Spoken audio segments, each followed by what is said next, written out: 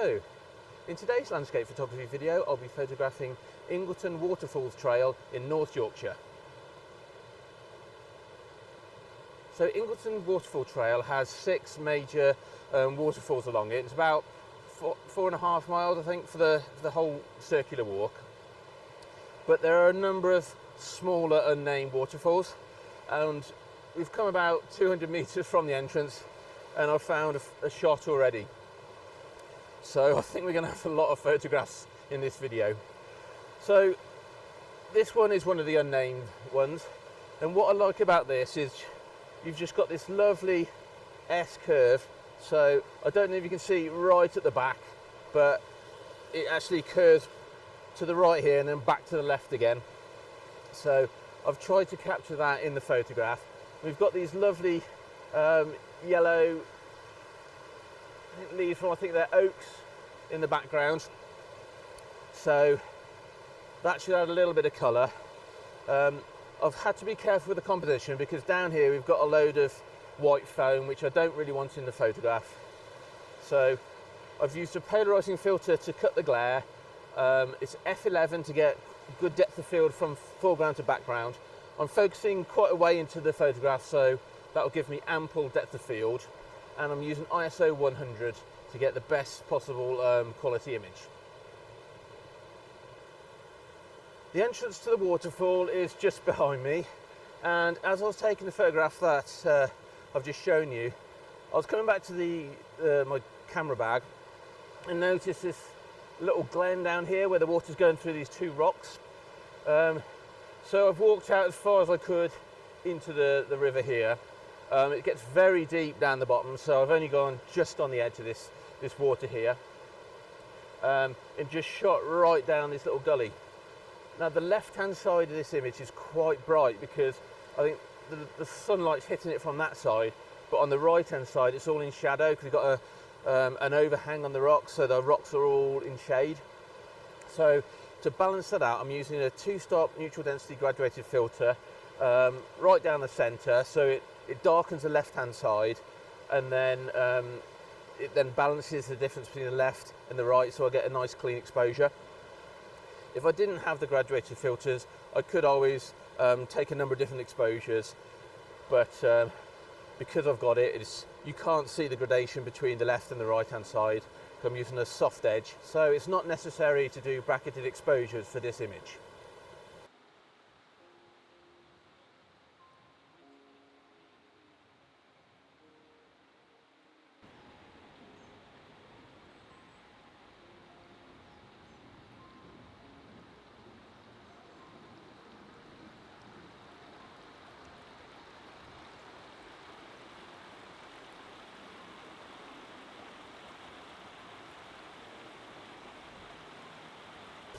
So this is called Pecker Falls. It sounds like some sort of, I don't know. This fall is about 30 metres tall, and there's a lovely viewpoint from the bridge that we just passed down there, but it's very narrow, so I couldn't really record there, but I took a nice photograph because you can see the entirety of the falls. So I used f16 and 2 seconds to blur the water, and as usual I use a polarising filter to gut the glare off all this water here.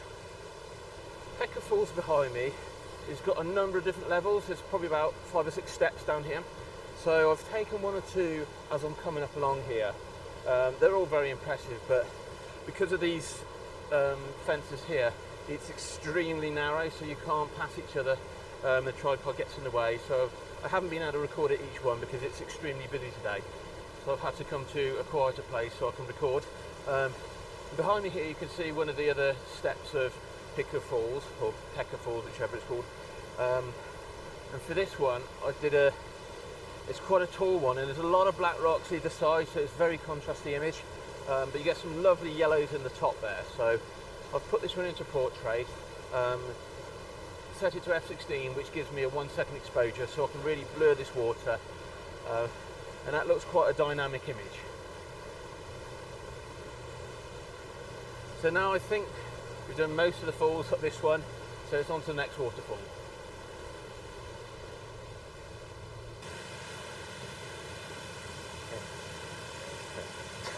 Push him off. Dog's really pushing someone off. Look at this. Oh, that would have been good. So this is our third waterfall now, and this one's Thornton Spout. It's a painting that Turner painted, so we're in good company here. This one falls 14 metres, so it is extremely impressive. And I've taken a photograph from over there. It's a little bit quieter, but there's a lot of people hanging around here, but they've gone now. So I've took both a landscape and a portrait, and this waterfall works really well in both. I might try and get a bit closer up to get a close-up of the actual waterfall, but I think this one particularly works well far back. You've got the river meandering around, there's some lovely trees with a lot of yellow on them, and I think it works better as more of a wider landscape image.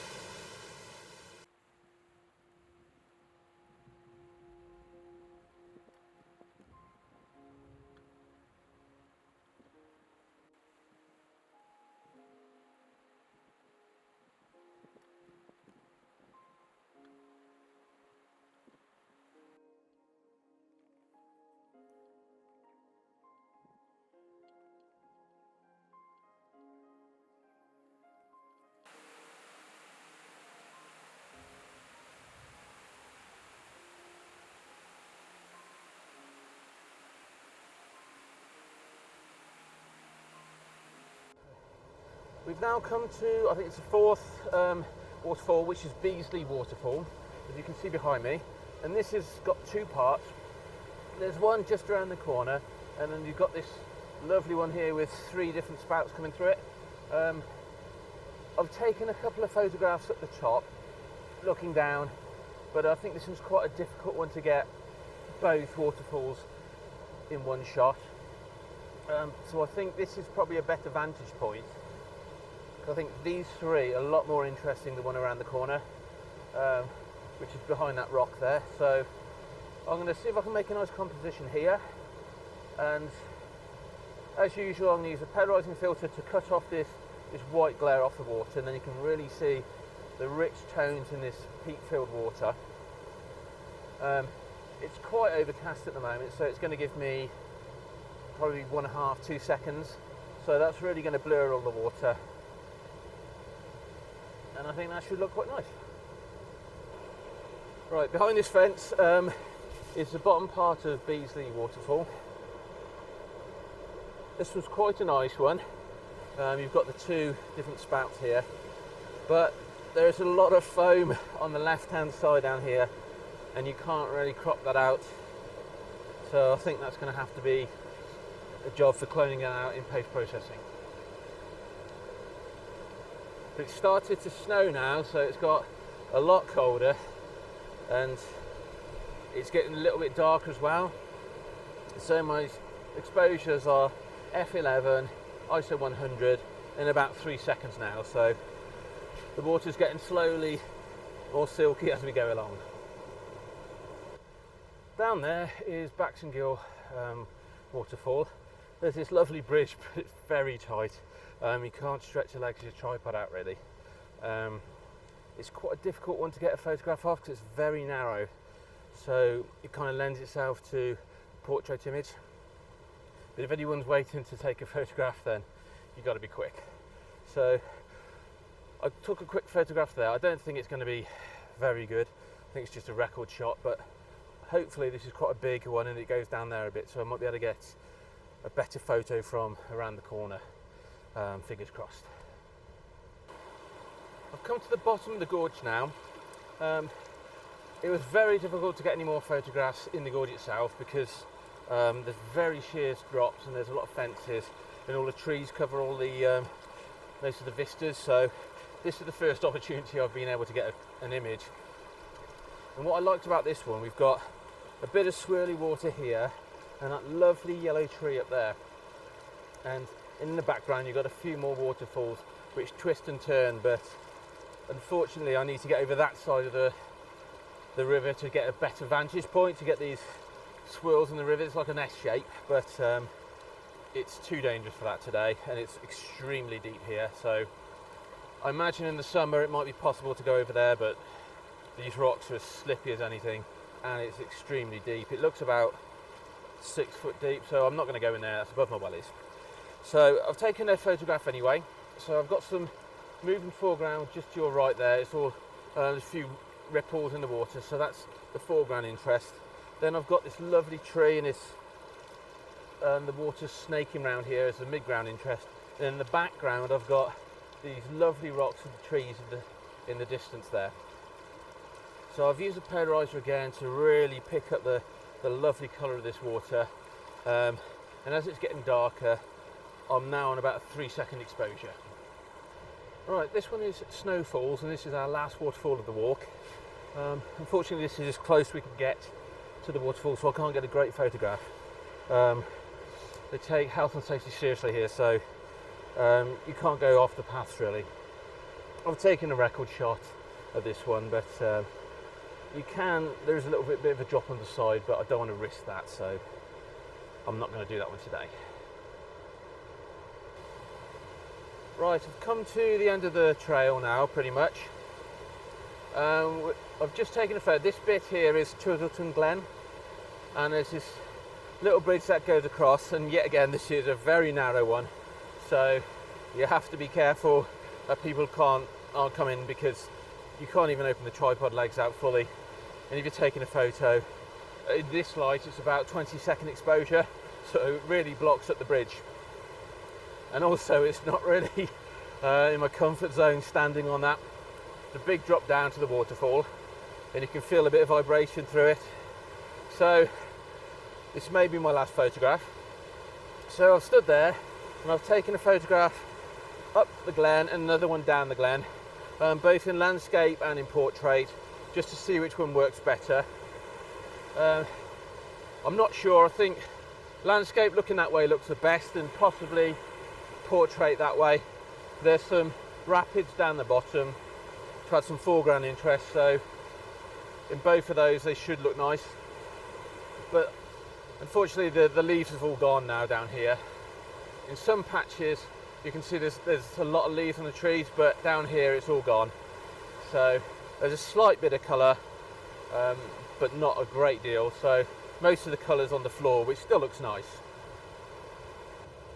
Right, I've come to the end of the waterfall walk now, and it's starting to pour down, so we had some good timing with that. So I think it's time now to put the camera away, and it's getting absolutely soaked, and so am I. So I've taken one last photograph here at this little waterfall.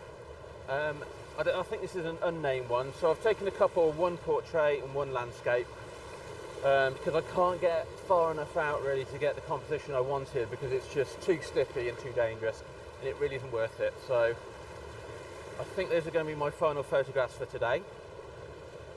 So thank you so much for watching. I really do hope you've enjoyed this video. If you have, please give it a thumbs up, leave me a comment, see what you liked, and if you're in the UK and you're anywhere near Yorkshire, I definitely recommend coming here. The Ingleton Waterfall Trail is really stunning. It's probably about 4.5 miles walk. It's about £7 an adult to get in, but we've spent about 5-6 hours here so far, and I think if it's earlier on in the summer we could spend even longer. So you definitely get your value for money. So thank you very much again, and I'll see you next time. Goodbye.